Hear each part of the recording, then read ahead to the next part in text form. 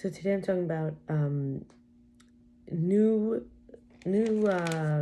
patterns, frequencies, we could say songs, rhythms, and starting with the point being mental clarity, which feels like physical peace in the body, aligned with our purpose, giving and receiving, even if not in the same circuits. We could be paying forward in one system of like a big daisy chain of everyone paying it forward, and eventually it can come back to us, but in close-up it could look like it's not reciprocal. And also being real, like the mind not being afraid of the truth, not giving into fantasies and illusions. Also, it's about not needing to make assumptions or needing to know. It's being willing to change, open to new information, taking more time before quickly condemning and accusing,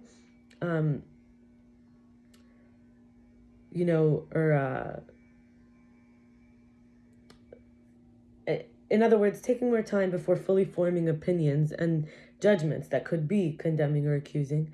Connecting, it's also about connecting with the giant soul we're all pieces of, parts of, globally, societally, nationally, religiously, communally, familially, for unity. And there's a few other aspects of it. One is not worshiping the old normal, the old setup, the previous arrangement. You'd also being able to give credit to those who did light the way forward to the newness, to the possibility, so that others could make it there by going on the path that's often traveled, the old normal, right? That's where they knew that people would need the light. Cultivating pro-social activities like pragmatism, non-attachment, generosity, non-judgment, awareness, appropriate expectations, calmness, filling the words with meaning and substance, filling the voice with the tune and rhythm, as mentioned. There are some activities that can help bring mental clarity. People call them like movements of the chakras, or we could say the sphirot, depending if you're looking at Kabbalah or yoga or whatever. But it's really, these are some examples, and we'll do them together. Stomp. Move legs, move your legs. Shake hips, twist.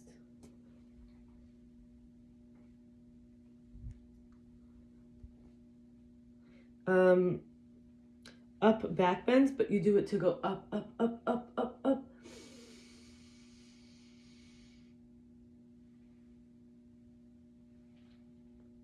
Okay, then we do an up back bend with arms overhead. So up, up, up, up, up, up, up, up, up, up, up, up, up, down.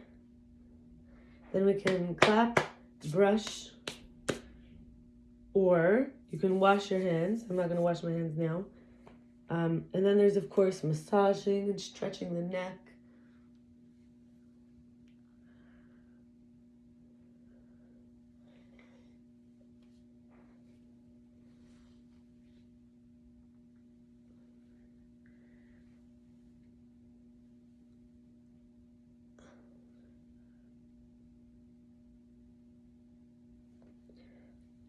And then we can do meditation seated or moving.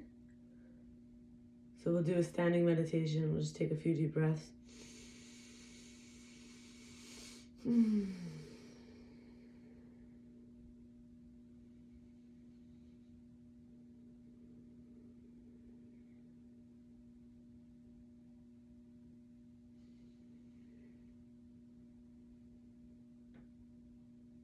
We already might be feeling some of this mental clarity. But now we're going to do a meditation where we're just going to focus with our eyes closed on one part of the body.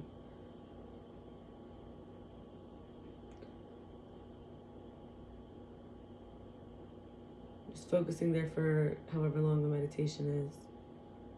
So choose a part of your body, maybe something that feels good or maybe something that doesn't feel good.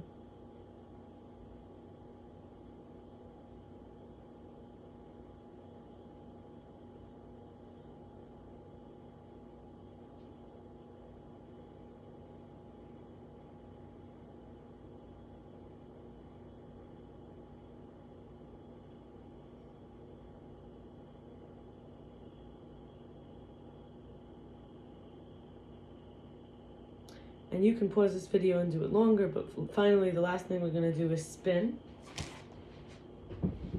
I have to go off the camera a little bit, just spin in a circle. And if you're feeling comfortable, you can whirl, which means your arms will be flying. So spinning is just spinning, and whirling is even more. If you're wearing socks in a flexible area, you can even spin on one foot if you're able. So there we're having our mental clarity. And I'm going to share about the new song. So I learned a little bit from this Living Deeply class called, it's with Nili Weisman from Romamu. And we each get a pasuk. And a pasuk means a verse from the scripture, from the Old Testament. There's no, I don't believe in a New Testament. You can't change your testimony. Right? So,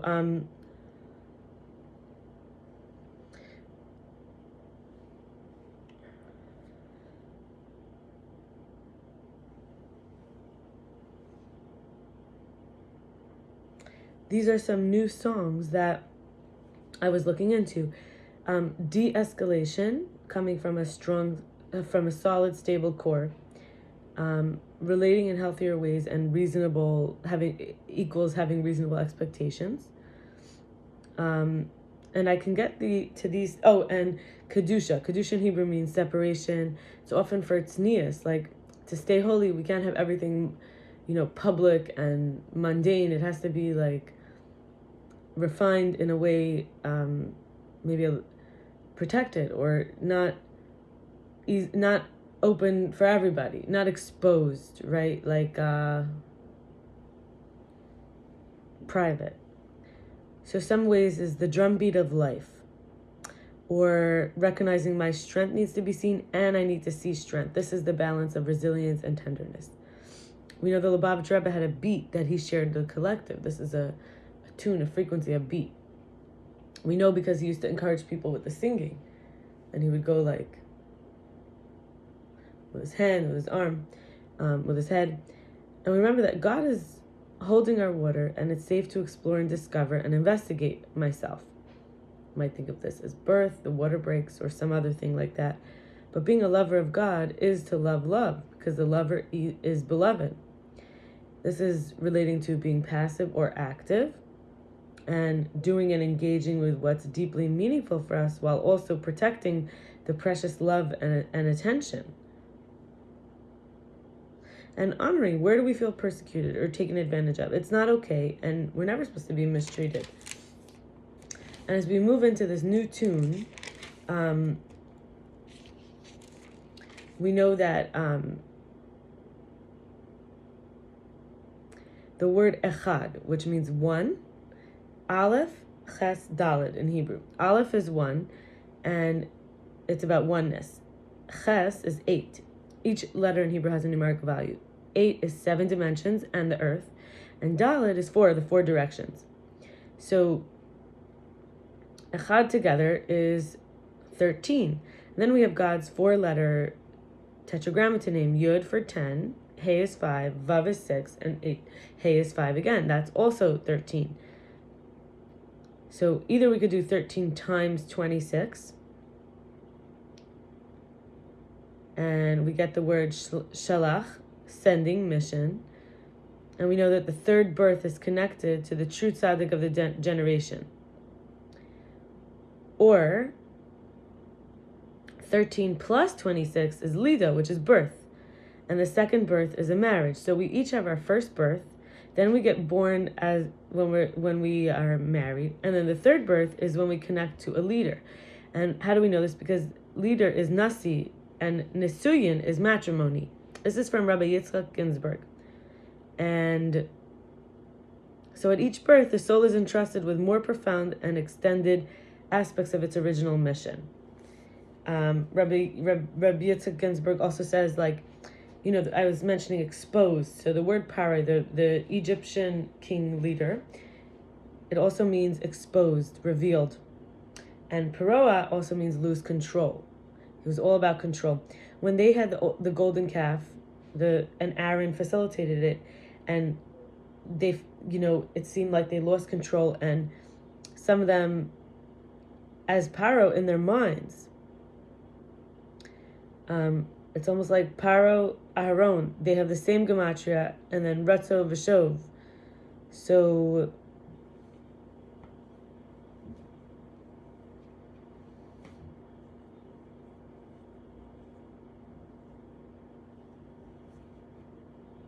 Aaron revealed, and Retzo V'Shov, and then Torah.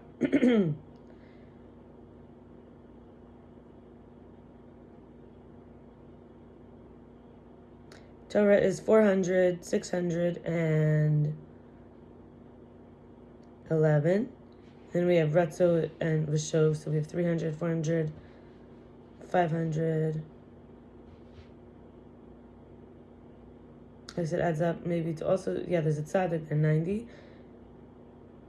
590. 602, 603, 604, 605.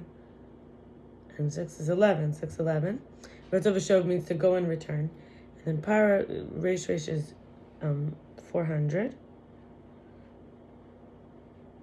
550. 600. And 11. Yep. So we see, I just did the math just to make sure. And a few other little cute things. From Rav Ginzburgh, one more thing from Rav Ginzburgh is that Yisrael, which is Israel, there was Abraham, Yitzchak, and Yaakov. So Yaakov got renamed Yisrael when we know the Hebrew letters, the gematria numerical value, it's also teaching us something spiritual and physical often. And so we know Yisrael is 541, and if we take away his original name, Yaakov, 182, we get the word Satan, which is 359. That was the guardian angel of Esav. And a few more little things. Specifically, I mentioned something about birth. So when we're born, we stop getting the blood from our mother, and we have our own blood. But when we look at blood itself,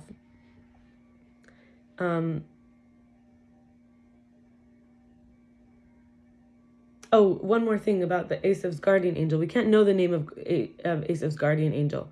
This is, Ari Weiser pointed me to this thing about Rav Ginzburgh, but also Yitzy Hurwitz says this thing. We can't know the guardian angel of name, the guardian angel name of Esav, because it's mission. Angels often have their name as their mission, but if we know its mission, then we can know how to defeat it. For example, a tetrahedron is a solid with 4 plain triangular faces. It's also called, the simplest kind is a polyhedron. 6 straight edges, 4 triangular faces, and 4 vortex coins. So since you know one side, you know the other side, right? And this is also related to the comment I was going to make about the blood. That blue, so we know about blood from when we're born, right? And before that, we're in a sac. We still have blood, though. Even though, right, we're formed, we have blood. So the blood, it says the soul is in the blood. That's why Jewish people are very careful what we eat in terms of the animals, because the soul is in the blood. Because look at it. Even though we're born inside an amniotic sac in the mother, we have blood. So our soul, or what goes into us, without it being just a physical thing, it's related to who we are.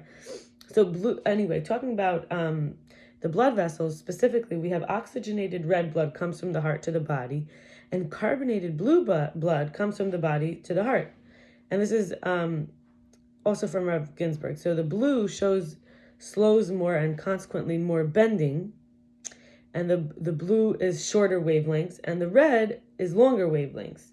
So this is the idea I thought that was cute, because we talk about song and frequency and rhythm, and we know sometimes something, with longer wavelengths, which is going to be more like bassier, because there's in the same space, it's going in longer ways from the heart, versus when the body, when it doesn't have the oxygen, it's shorter wavelength. So it's like more of could be a higher frequency sound. So that's interesting to think about it. And each of us have our own tune. Like I spoke about with someone His name is Michael. About our principles. Mine were be kind, be fair, be true, be aware. And his were be good, be strong, be honest, be you. But if you think about it, be honest is be true, be aware is be you, be fair is be good, and be fair is be strong, and be kind is be good. These are different ways. So that's why I mentioned, like, once you it could be that inside of who we are, each one, we arrive at, once we defeat, the guardian of the blessing, and we get it, the one who says you're not worthy. Once we get that mental clarity and we get there, we're already on the tetrahedron. Now we have all the sides. So I will stop here and wish you a beautiful day. Tomorrow is the new month of Nisan. I wish us all easefulness, and Nisan is the month where the Jews were freed from Egypt, and we should feel inside of ourselves and outside of ourselves, healthy and fit and light and strong, physically and spiritually. And we should connect with the God of mercy. We should be leaving any traps or stuckness with safety and wonder, guided and protected. And may we feel pure. May we feel free. Amen.